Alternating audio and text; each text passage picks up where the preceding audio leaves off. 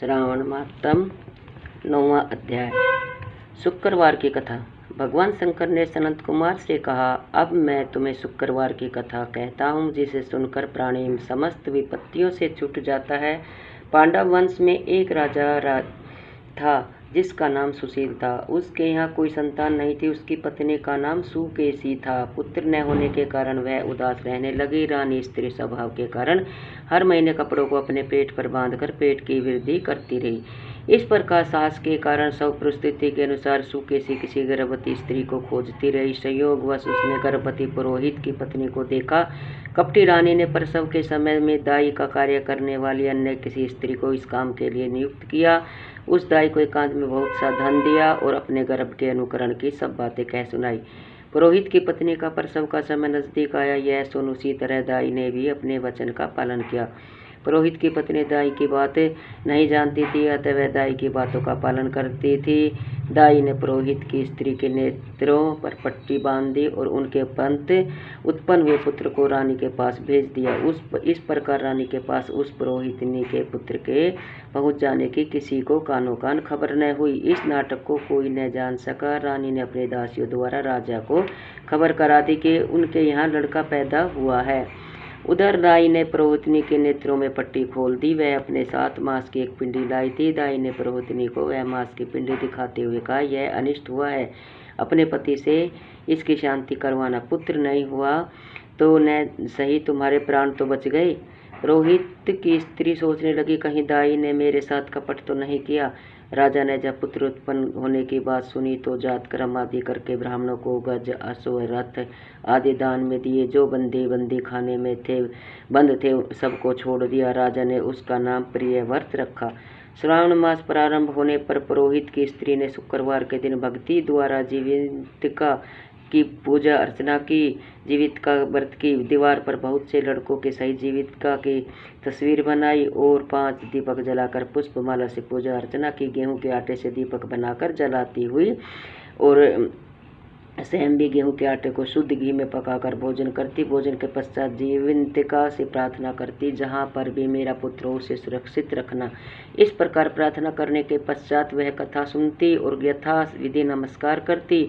जीवंतिका के प्रसाद से वह बालक राजा के यहाँ चांद की तरह बढ़ने लगा और जीवंतिका उसकी रात दिन रक्षा करने लगे। कुछ समय बाद राजा का स्वर्गवास हो गया। पितृभक्त पुत्र ने पिता की पारलौकिक क्रिया संपन्न कराई। इसके बाद मंत्रिमंडल ने उसको सिंहासन पर बैठा दिया। उसने कुछ काल तक राज्य का शासन भली भांति किया। इसके बाद वह राज्य का भार मंत्रियों को सौंप से मुक्ति पाने के लिए गया जी को रवाना हो गया। उसने यहाँ यात्रा कार्पटिक वेश में की। रास्ते में वह किसी गृहस्थी के घर पर ठहरा। उस गृहस्थी के यहाँ पुत्र हुआ था। उससे पहले के 5 पुत्रों को षष्ठी देवी ने मार डाला था, परंतु इस बालक को षष्ठी देवी नहीं मार सकी।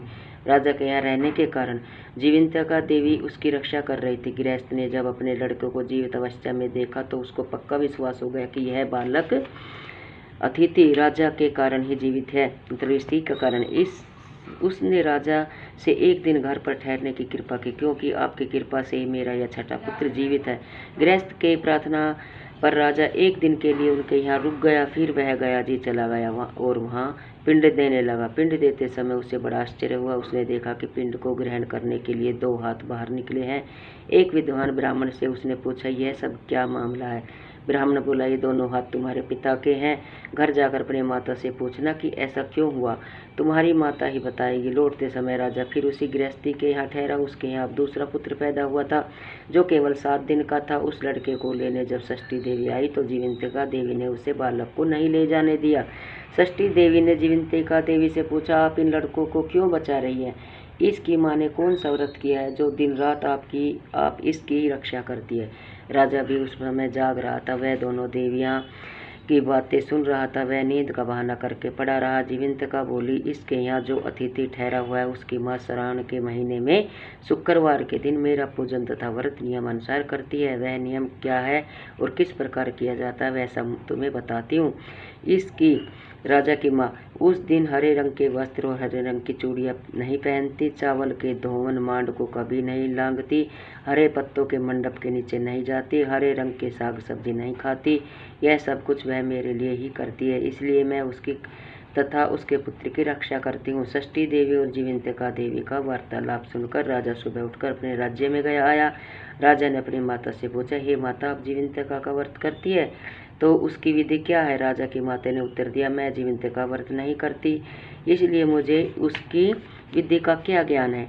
यह सुनकर राजा को बड़ा आश्चर्य हुआ और वह सोचने लगा कि मेरी माता कौन है। राजा ने गया यात्रा के फल पर्याप्त ब्राह्मणों तथा सुहागनों को भोजन कराने की इच्छा प्रकट कर उनके यहाँ हरे वस्त्र, हरी चूड़ियाँ आदि परिशास्त्र भिजवाए। दूत ने सबके यहाँ संदेशा दिया कि आप सब राजा के यहाँ भोजन करने आए। पुरोहित की पत्नी ने राजदूत से कहा, मैं हरे रंग की कोई चीज नहीं लाती। राजा को यह समाचार मिलने पर उसने पुरोहित पत्नी के लिए लाल रंग के वस्त्र और लाल रंग की चूड़ियाँ भेजी। पुरोहित पत्नी ने उन चीजों को ले लिया और राजमहल में आई। पुरोहित पत्नी को देखकर राजा ने हाथ जोड़कर उसका अभिवादन किया और नियम का पालन करने का कारण पूछा। उसने इसका कारण शुक्रवार व्रत बतलाया। राजा को देखकर उसी समय उसके सतनों से मार्त प्रेम के भाव के कारण दूध निकलने लगा। उस दुग्ध से राजा भले ही प्रकार संचित हो गया। गया में 2 हाथ निकलने से तथा रास्ते में गृहस्थी के यहाँ देवी से बातचीत और सतनों से दूध निकलने से राजा को पक्का विश्वास हो गया कि यही उसकी माता है।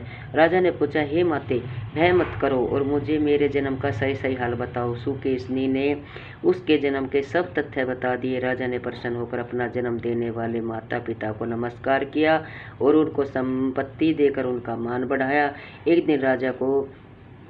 एक दिन रात को राजा ने जीवंतिका से प्रार्थना की कि हे देवी, मेरे जन्मदाता पिता तो मौजूद है, फिर गया में पानी से 2 हाथ किसके निकले थे?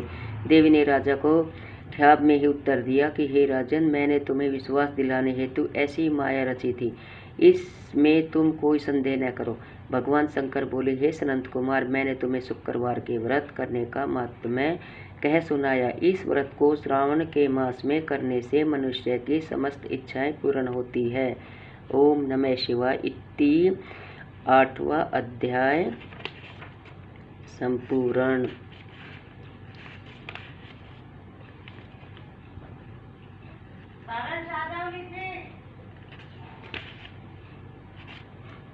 इति 9वां अध्याय संपूर्णम। ओम नमः शिवाय।